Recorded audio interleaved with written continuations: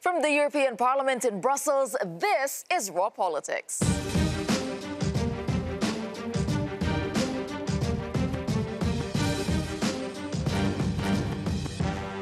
Thank you for joining us tonight, and this is what we have on the program for you. A special place in hell. Donald Tusk strikes out at Brexiteers a day before Theresa May comes to town.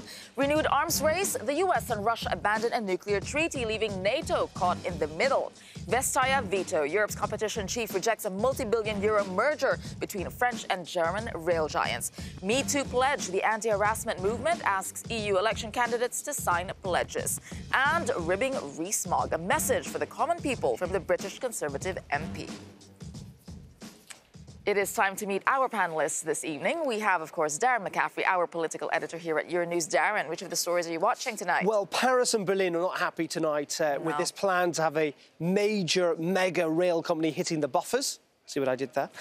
The plan has gone off track, and they're pretty annoyed, I think, at the Commission. There's been a concerted effort to try and make sure that the Siemens-Alstom deal went through. It hasn't, and they're really not happy. I think pretty annoyed is an understatement there. All right, joining us tonight also is Mairead McGuinness. She is an Irish MEP, and she sits with the EPP group. What about you, Mairead? Which of these stories are you watching closely? Well, I have to watch all of them, and in fact, they're moving so rapidly, it's hard to keep track. We've just been saying I've been deprived of my phone, so I can't see Twitter. I suppose the issue that concerns me politically, and indeed from an Irish perspective, is the ongoing Brexit saga and what's happening there. So we've had our Taoiseach here to the Parliament. He's been to see the Council and Commission. It's been one of those busy days, as yesterday was, as tomorrow will be. As tomorrow will be, indeed. And also joining us tonight, we have John Proctor. He's a British MEP with the ECR group. What about you, John? I think today it has to be the comments that Tusk has made, which are deeply unhelpful. Aha, there you go. Opinion already. All right, we will begin with Brexit, because the British Prime Minister Theresa May was expecting a warm welcome in Brussels tomorrow. Well, today, Donald Tusk, as John was mentioning, poured cold water on that idea. The president of the European Council started by criticizing May for her pro-Brexit stance. And then he made this extraordinary attack against people who campaigned for Brexit. Let's take a look.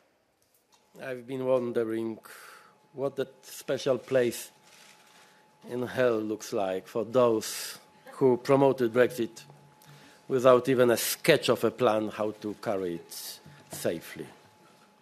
All right, John, I'll start with you there. What was your reaction? Were you surprised, though, that he actually said that? I think it's completely bizarre. I have to say I've never heard anything like it. Right at this moment in time, when the British Prime Minister is due here tomorrow. Is that really helping this debate? No, it clearly isn't. It's going to inflame people in Westminster, the very people who need to be brought on side to vote for a deal that's been agreed by Mr Tusk and also the British government. Do you think it's unhelpful? Murray, do you think he overstepped a line here, or was just being honest? I think he speaks the truth insofar as there wasn't a plan. Those who promoted Brexit got their way, but actually there wasn't a strategy. As we see already, we're now 51 days to Brexit and we're not sure of how it's going to go.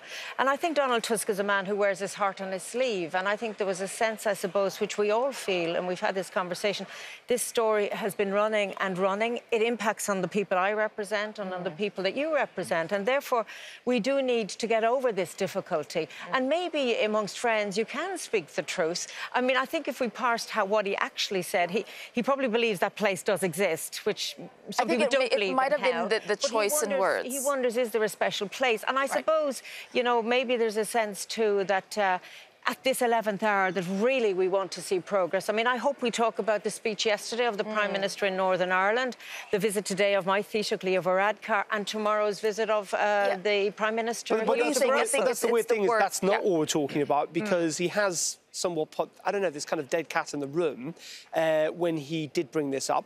Clearly, you know, as a diplomat, which ultimately Donald Tusk is, I'm not entirely sure that the language is entirely appropriate at this time. You're right in saying he has been emotional, and he has expressed his emotion about Brexit before. He clearly is not a fan of it, and I think he is genuinely upset that Britain is leaving the European Union. Yeah. But where we are right now is we don't need language like that. Okay, well, let's just talk about the reaction. Okay, to both of you, you're delighted with language like this. It gives you oxygen. I think to the bigger point, he said it because he feels it innately. I don't think that Donald Tusk at this point is trying to stop anything. What we need is closure. The United Kingdom is leaving at the end of March, and we need to sort out an arrangement by which you can leave and then to talk about a future relationship. This isn't going to lead to closure.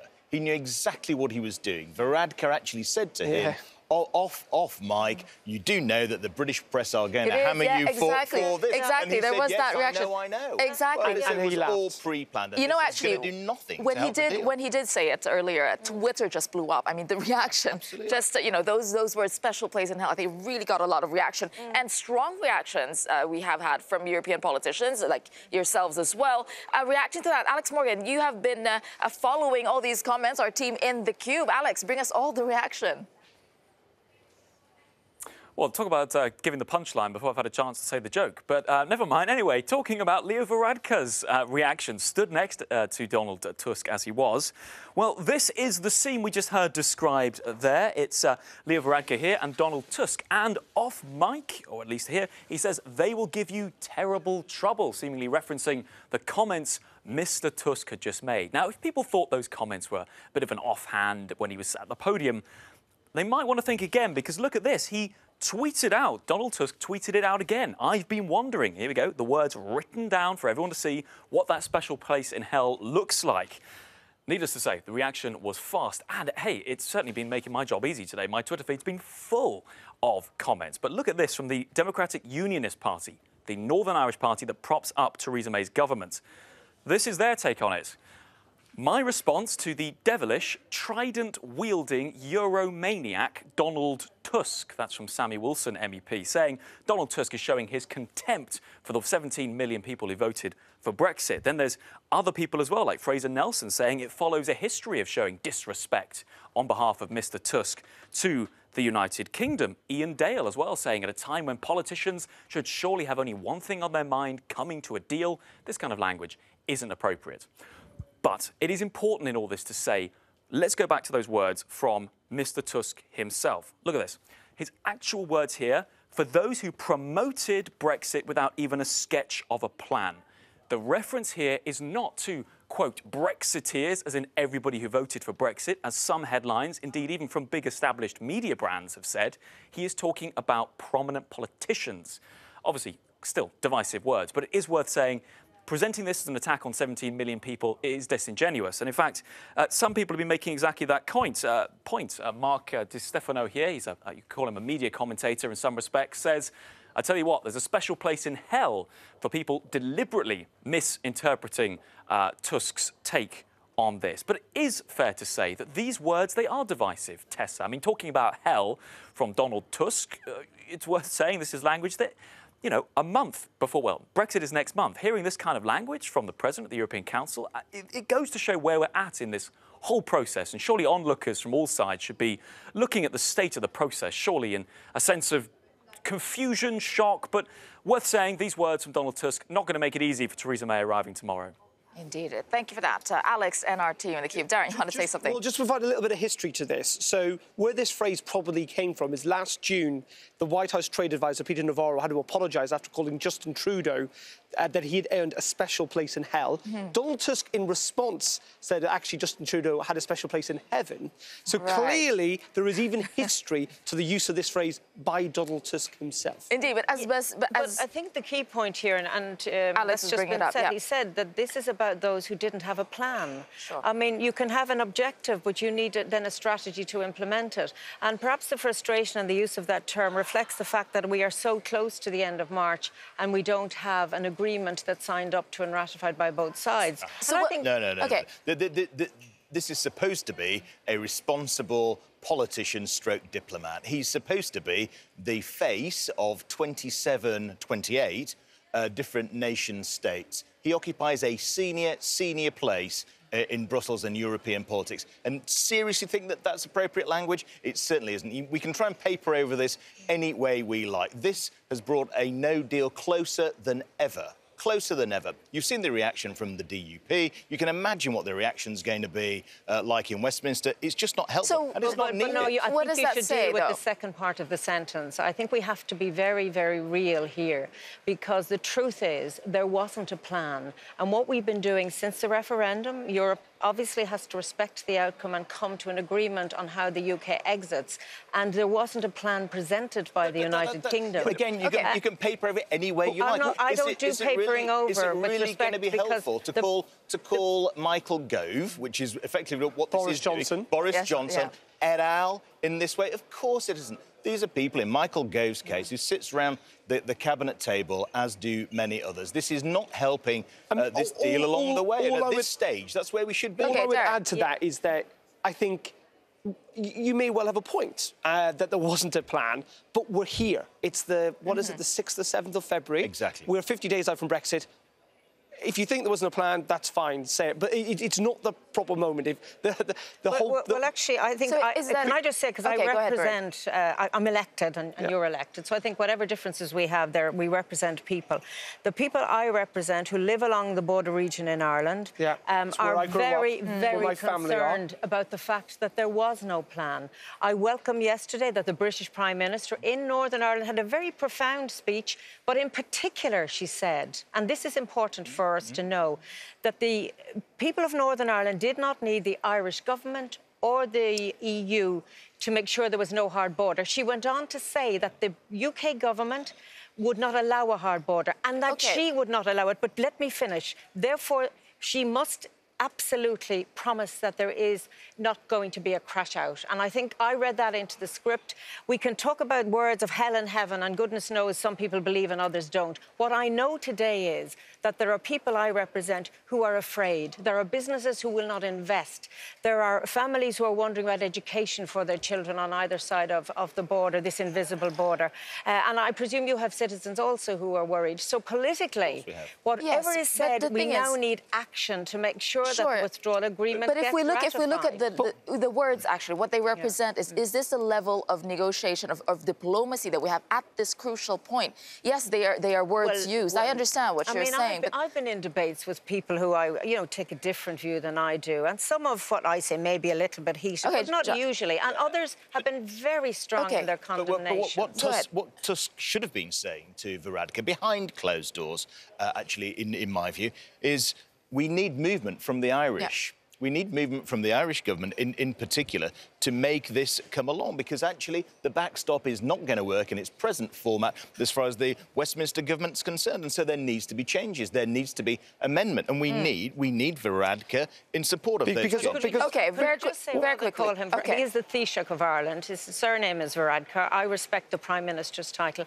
and this idea that it is an Irish issue and we should concede the point shows huge disrespect, first of all, to the European Union that have negotiated in good faith with the Prime Minister, Theresa May. She accepted, in fact, she proposed the backstop that's on the table here. And in her speech yesterday, she talks about changing. Let's go to what in this place, we deal with political reality all the time. We compromise all the time. That's where we are. That's where we are right now. Let's listen to what he said. We're talking about Leo Varadkar. He was in town, indeed. Let's listen to what he had to say. While we expect that the backstop will never be used, we agreed again today that it's needed as a legal guarantee to ensure that there is no return to a hard border on the island of Ireland, while protecting the integrity of our European single market and customs union. And I think the events in London and the instability in British politics in recent weeks demonstrates exactly why we need a legal guarantee and a solution that's operable, that we know will work and will last. OK, Theresa May is coming here with this kind of atmosphere that we have here today in Brussels, with Donald Tusk's words. And Leo Varadkar saying, OK, there's no movement. There's not going to be any movement. Well, I don't think explain tomorrow. Well, I mean, what's going to happen tomorrow? A good question. I mean, Theresa May is going to come here. There's an awful lot of people think it's a bit of a waste of time if she's not going to come with any actual new ideas, if they simply are reheated ones that have been explored over and over and over again. So why come? And even yesterday, we saw somewhat confusion about what the British position is, or at least what can get through Parliament. Theresa May made it clear that she does not think that the backstop should be removed, but that it should be changed. Others within her party, and indeed the DUP today, were suggesting that it needs to be removed altogether. So, you know, we in some ways are no further or no closer, to a sort of workable compromise than we were 3 weeks ago, 4 weeks ago, 2 months ago. Okay, so what is the point? That's not to say, though, like, Leo Varadkar was here today, and you've referenced what Theresa May said yesterday, which is that the British will not impose a hard border in Ireland, and she's making that guarantee. So the only people who will impose it in the event of a no deal is the European Union and the Irish government. No, because if there's a crash out, there's world trade and there's obligations on the British. In fact, I read it incredibly the opposite that you see it.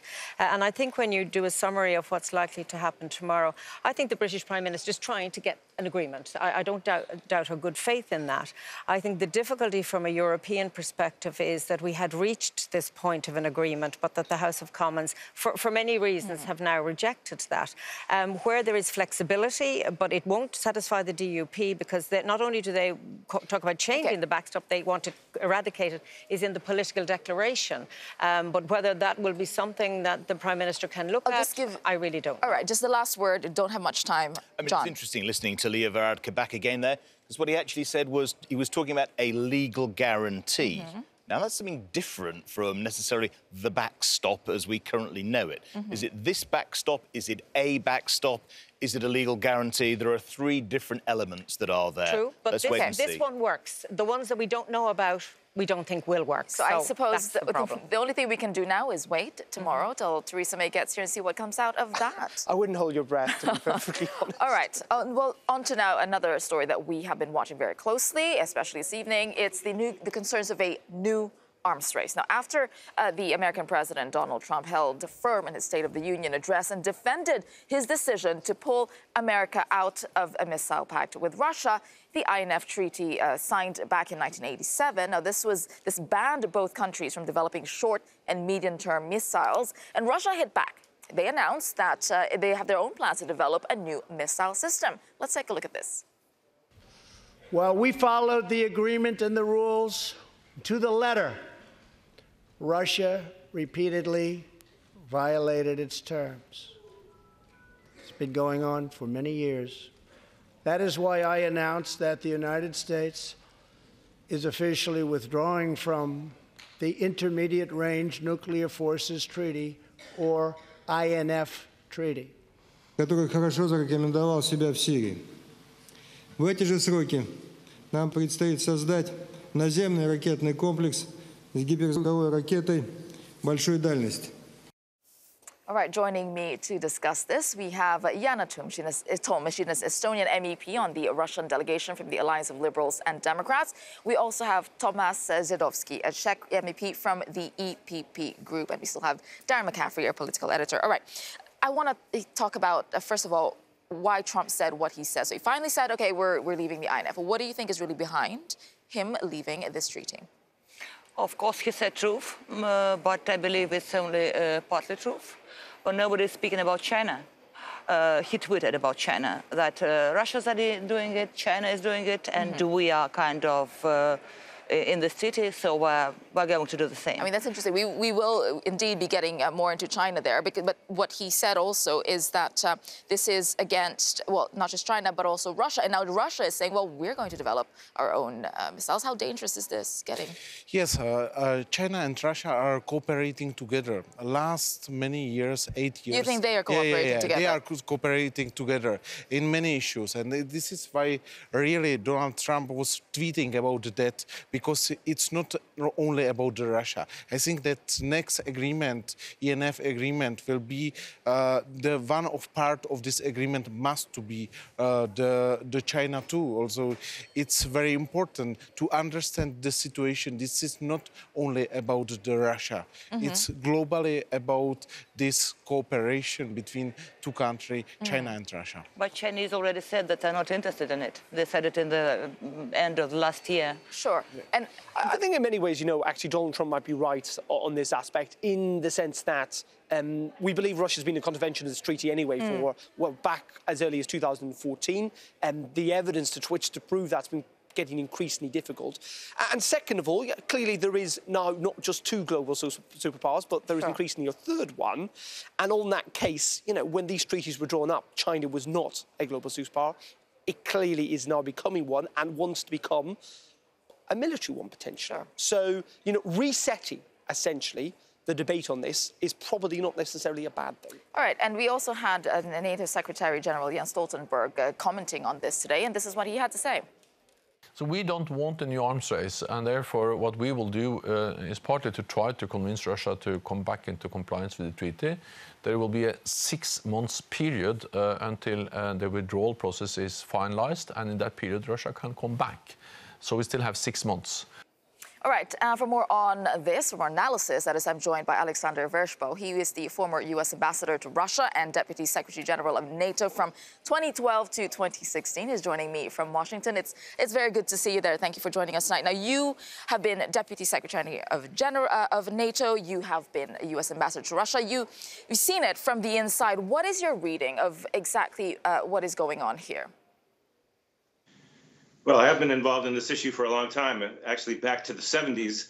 So it's a personal issue for me, but it's also a fact that Russia has violated what was one of the landmark treaties of the Cold War, which really, for the first time, eliminated a whole class of missiles and really changed the whole psychology of the arms race.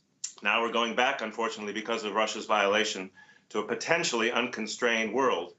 And I think that NATO, of course, is threatened by these new Russian missiles. And if the Russians deploy these additional ones that the defense minister was talking about, which they're well placed to do, there could be a new imbalance in Europe that NATO will have to address. But I don't think we're yet at the moment to panic. There is, as the Secretary General just said in that clip, 6 months where the Russians might come back to the table.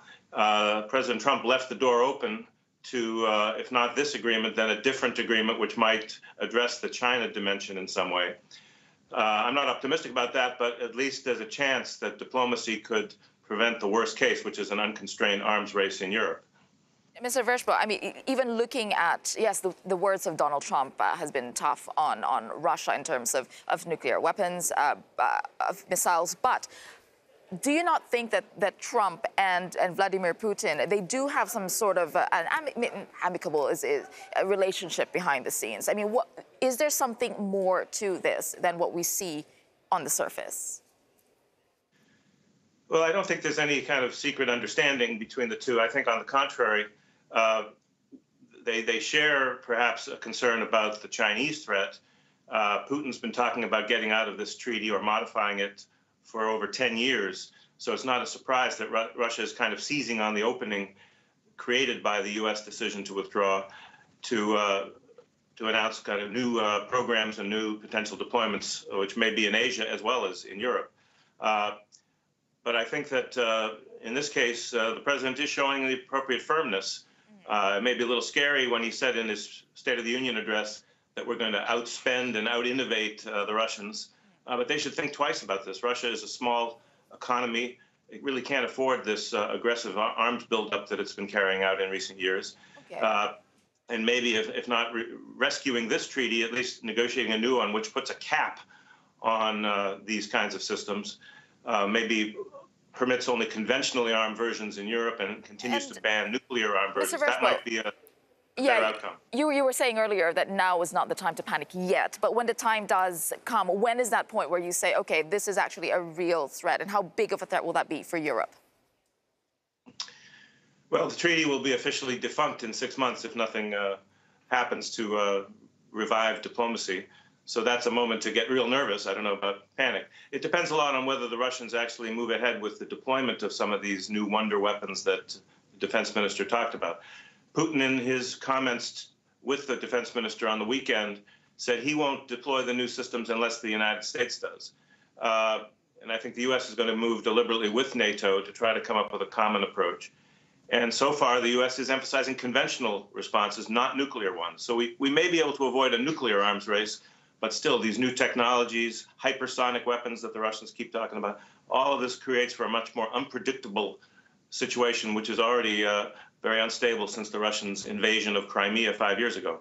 All right, thank you for that. Alexander Vershbow talking to us there from Washington, D.C. Thank you very much.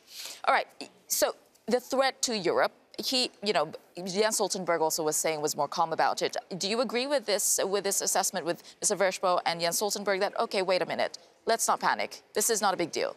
I think now is the very big space for some negotiation, diplomatic work, and I think that Germany started this work very well.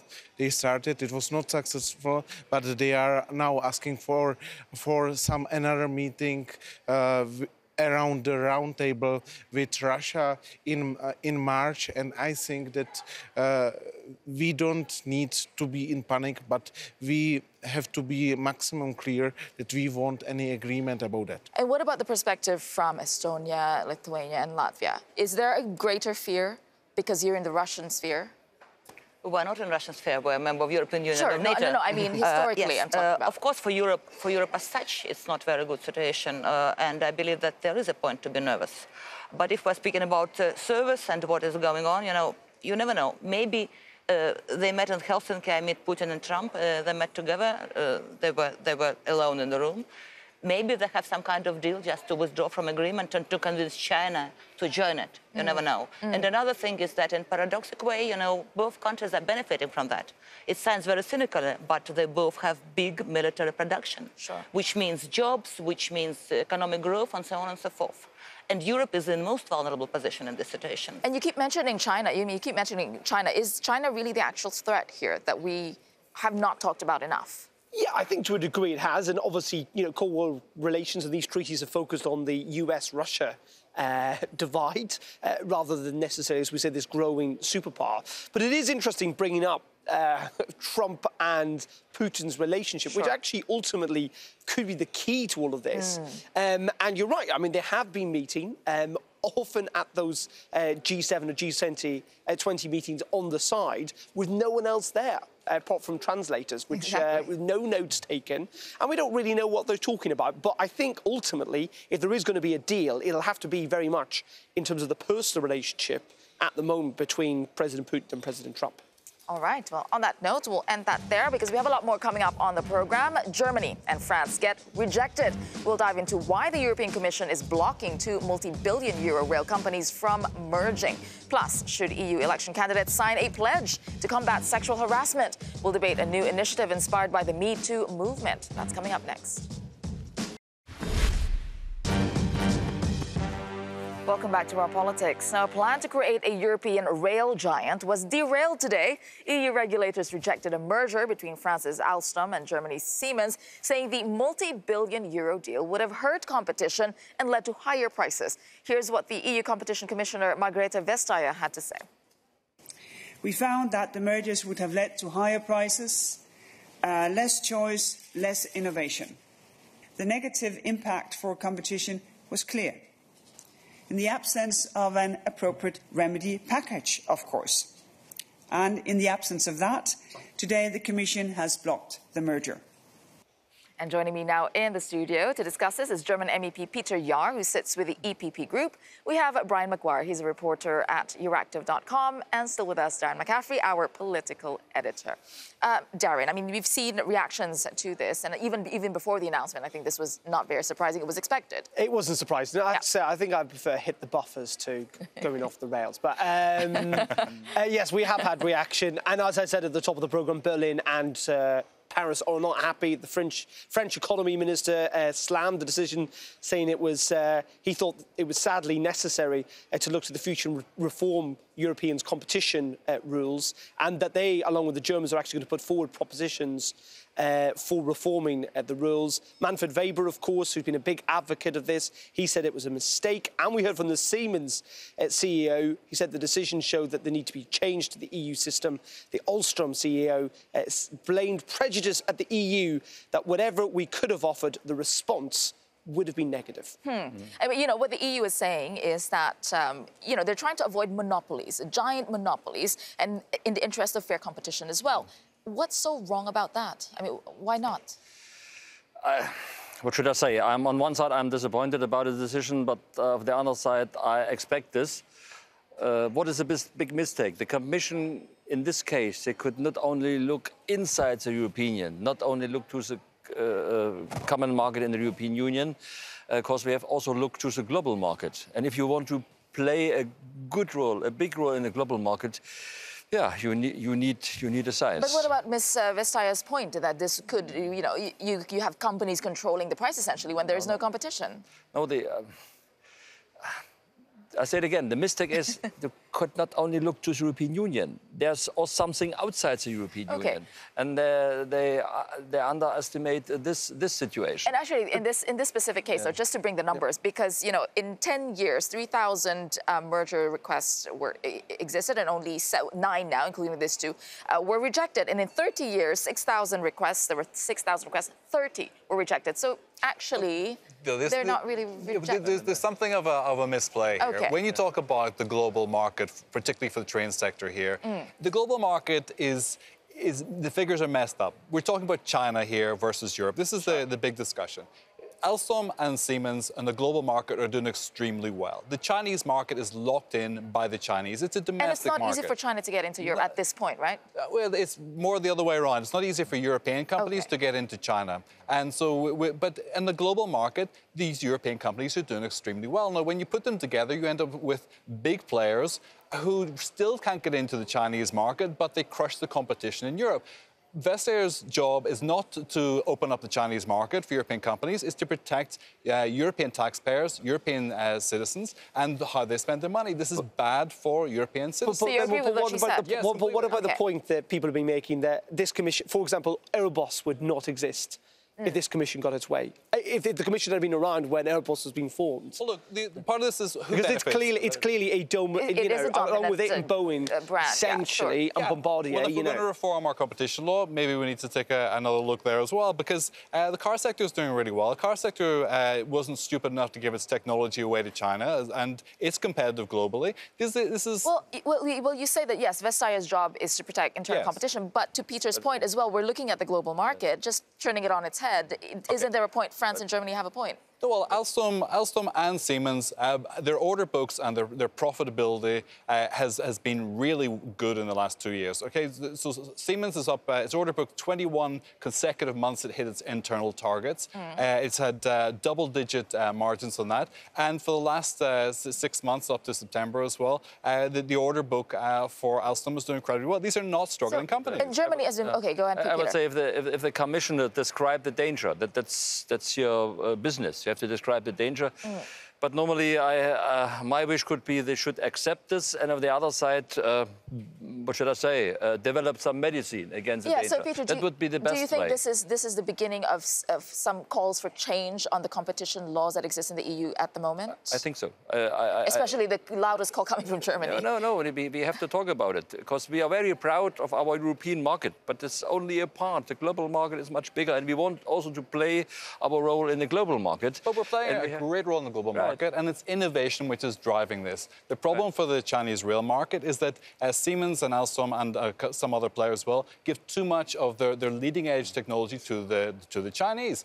The car market didn't do that. They give almost obsolete, in joint ventures, they give almost obsolete technology to these markets. So we lost a competitive edge. Here's an interesting twist. Weber, if he becomes Commission President, and you... Well, I mean, where is this headed? Will things change? Potentially, Weber, but we'll have to wait and see if he does become Commission President. Just on a wider economic note, though, the problem, and what is spurring this on, is this fear that there no longer are big, massive European companies that are breaking into the global sphere. And there's almost a case being made for this, that this train merger is different. It should be treated as exceptional. But my point is that Europe's problem about being competitively global is that it's relying way too much on industries of old. Yes, it is still doing well in car manufacturing. It's still doing well in banking. It's still doing well in fashion. It's still doing well in making trains and planes. But where's the Facebook? Where's the Google? Where's the eBay? But this decision goes to this today. Vestager mentions exactly this. The problem is we lose our innovative capacity if we have large-scale giants like this. I mean, on trains, though. All right, I'll give Peter the last point. Last point that you can make. The last point? Yes. We'll all go home then. I hope. We'll get the train home. The situation is so how it is, but we should take this, in my opinion, wrong decision to change the rule in the next years. After election, we have to talk about it very urgent.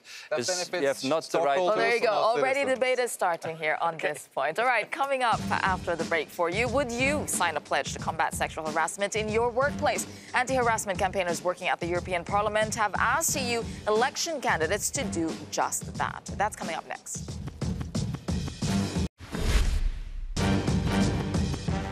Welcome back to Raw Politics. Now, a week after MEPs voted to withhold key posts from politicians refusing to sign anti-harassment pledges, a group known as the Me Too EP is calling on candidates in upcoming elections to do the same.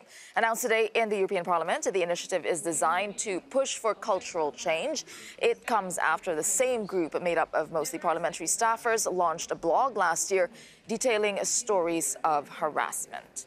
All right, the pledge unveiled today asks for 10 commitments, including to actively combat and denounce sexism and sexual harassment, to enroll in the Parliament's training on respect and dignity at work, and push to make the training mandatory for both MEPs and staff, and to support the implementation of a resolution combating sexual harassment and abuse in the EU, as well as the establishment of a directive on combating violence against women.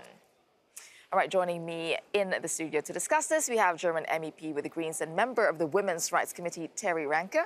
And still with me is Peter Jahr, a German MEP with the EPP Group, and our political editor, Darren McCaffrey. Terry, I'll start with you. Why is this pledge even needed? Well, because we have seen that after we have already adopted the resolution to fight against sexual harassment in the last 1.5 years, not enough has happened. I mean, some things have changed, but it was very hard for us to push for the actual implementation of this resolution, even though it was adopted with a large majority in this parliament. So this pledge is needed in order to make sure that we are not losing all this progress for the next legislature, but we have committed MEPs also in the next European Parliament. But these are 10 commitments, and under the 10 commitments, there are sub-commitments. And isn't this a bit too much of something? Is it too much to ask? Well, to be very honest, after reading the blog Me Too EP and the experiences that some people have made here in this house, I think we need to do more, because there are horrible testimonies of people who have been arrested and have not seen any kind of possibility to fight against this. So I think it's our task as parliamentarians to make this stop. Okay. And I think the question is, but what does a pledge in itself actually achieve? It's just a piece of paper. I mean, like, I could sign a piece of paper with anything written on it. Yeah, but we do this, sorry to say, but we do this in a lot of different issues. Like, you have pledges on LGBTI issues, you have pledges for environmental issues, and now we have this very specifically targeting the question of sexual harassment. I think it's needed, and I think it's important to sign this. Is it? No, but does it actually change anything? But anyway, I'll go to Peter first. When we look at his commitment of signing of pledges, there's no one is disagreeing that the Parliament has to be cleaned up and that the Me Too movement is here. But German MEPs, there's a lot of pushback on actually committing or signing any form of paper on controlling behavior, or What should I say? For me, it's important. We have to. Won't we improve the statistic or the reality? To sign a paper, it's not enough. And I'm a member of the parliament, or the other member of the parliament. We have to be nice people. We have to respect the rule of procedure. We have to respect law and order. And to sign a paper could change nothing. We have to take care that we also improve the reality. You know what I mean? And that's for me the big mistake. I can sign everything. So what could change? For the culture to change, what is needed? At first, we need, what should I say? We need transparency. We need also a place that we have. If somebody say I'm punished, I want to complain somewhere. That would be possible, also in a secret way. But to sign something, what we're going better? You could say, Peter, though, that not all harassment is illegal. And just by saying you're a nice person, in some ways, this piece of paper codifies what is good behaviour. Also, what I want to ask is, Peter, why did the Parliament reject mandatory training? Why not make it mandatory for Peter, for MEPs to go through this anti-harassment training? Why not? What should I say? In the end, I'm Democrat. And if the rule of procedure change and the majority say we have to sign a paper, I will do that. But I say it again, we have to change something. And also bad things are going on everywhere, not only here. And if we want to the most important thing is not to sign something, and to then improve. believe that everything is fine. Okay. But everybody in this group agrees with that. That's the danger in this. And we need to do more than just signing something. But I need to state this, all harassing behavior by somebody who is hiring people is illegal, and it's not okay, and we need to fight against this. And I think that pledging is a first step.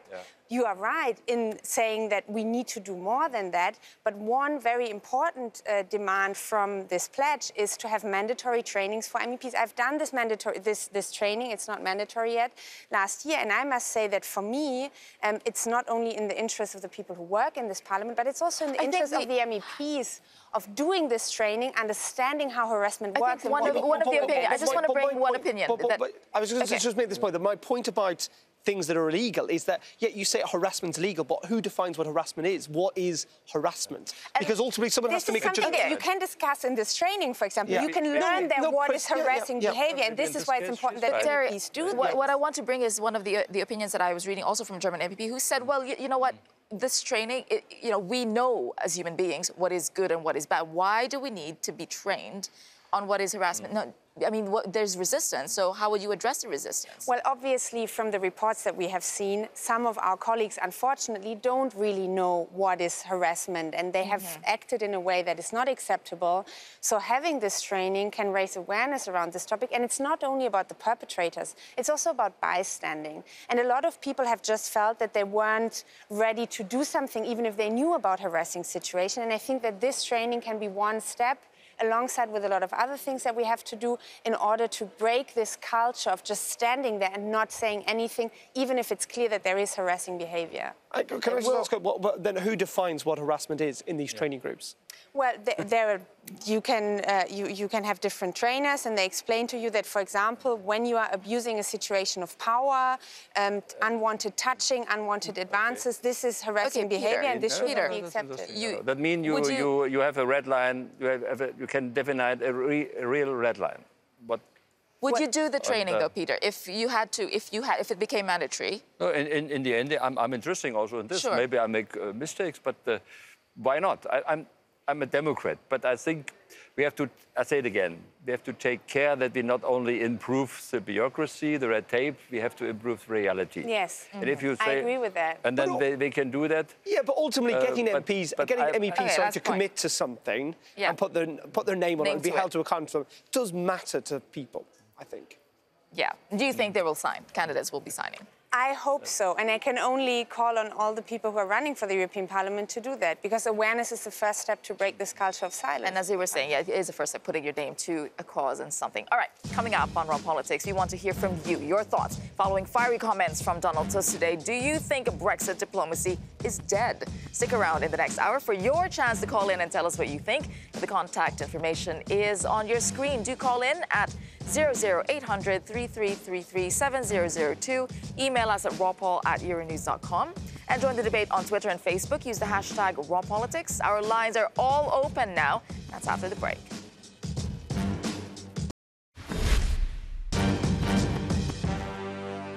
Welcome back to Raw Politics. Well, we have heard from politicians and journalists on today's topics, and now it is time for you to have your say. Now, your call is coming up at 7 p.m. CET, and here is how you can get in touch. There are many ways of getting in touch with us. All the ways to speak to us are on your screen. You can phone us on 00800 3333 7002. That's a free number, and email us at rawpaul@euronews.com. You can also look for us on social media, Twitter, Facebook, and use the hashtag #RawPolitics. And you can find us on Skype. All right, joining me now to discuss and talk about this, we have Greek MEP from the S&D Group, Eva Kaili. We also have Euronews, our Brussels correspondent, Shona Murray, and still with us, Darren McCaffrey, our political editor. Now, we want to ask you three things. So these are the burning issues on which we want to hear from you this evening. So first, we're asking you, is Brexit diplomacy dead? Second, we're asking you, are you afraid of Russia? And third question, has Me Too changed anything? Now, we want to hear what you, the people of Europe, have to say on those three questions. All right, Darren, what is this first question we're asking? Brexit diplomacy. Well, viewers may have noticed that Eva was on her phone as we come off the break, already tweeting in using the hashtag #RawPolitics. We are talking about Donald Trump. Donald Trump? No, we're not. We're talking about Donald Tusk. Though Donald Tusk could have almost, in some ways, been aping Donald Trump today in his rather provocative language, talking about Brexiteers and a special place in hell for those that didn't have a plan. The question is, is this the right thing to say at this particular time? It's pretty delicate. Does it help? Or, you know what? He has been in the past emotional about Brexit. Was he being just honest? Actually, you know what?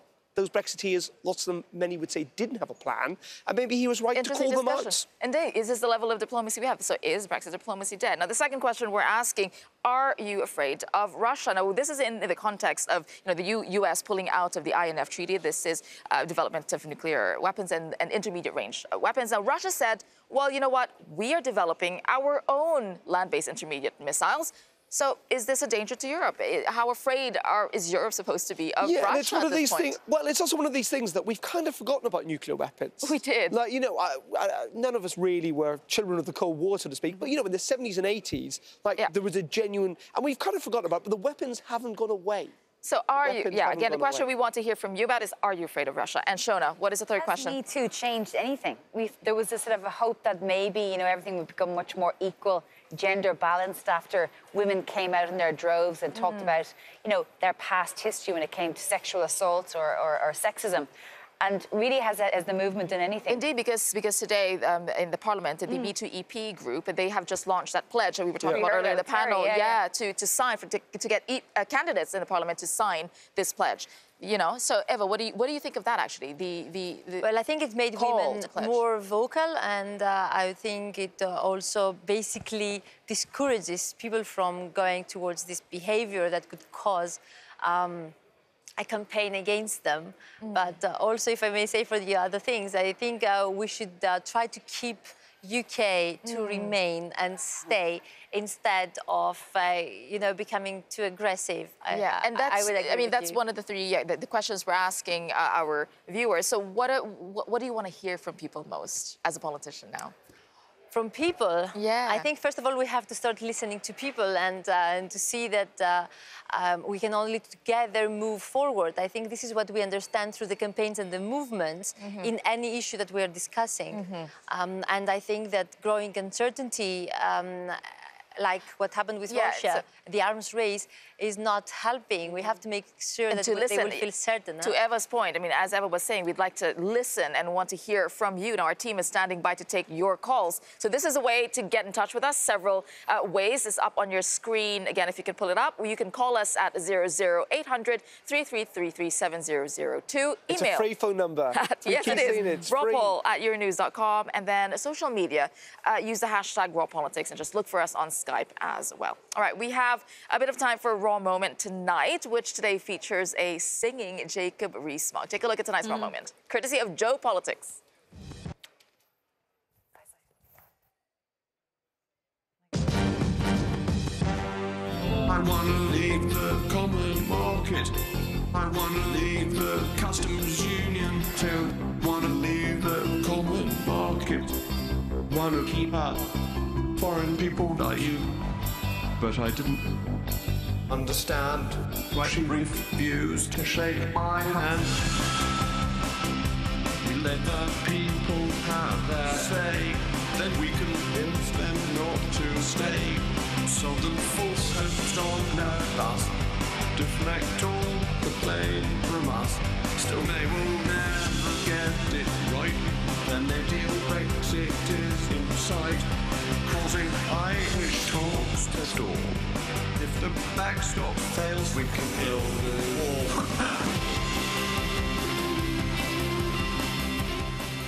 Shona, you were saying you reacted to this, actually. In good humour, he said it was a good skit, actually, which is unlike people like Sean Spicer, who was taken off before on SNL, and he said it was quite hurtful. He said this was good, a good mimic. So well, there you go, good humour there. Literally left me speechless. Again. Saying something, isn't it? Darren, speechless. We'd like to hear from you, your views. You know how to get in touch with us. So again, look for us on social media, call us, email us, and I'm on Twitter as well. So have a good evening and see you on Your Call. Bye for now.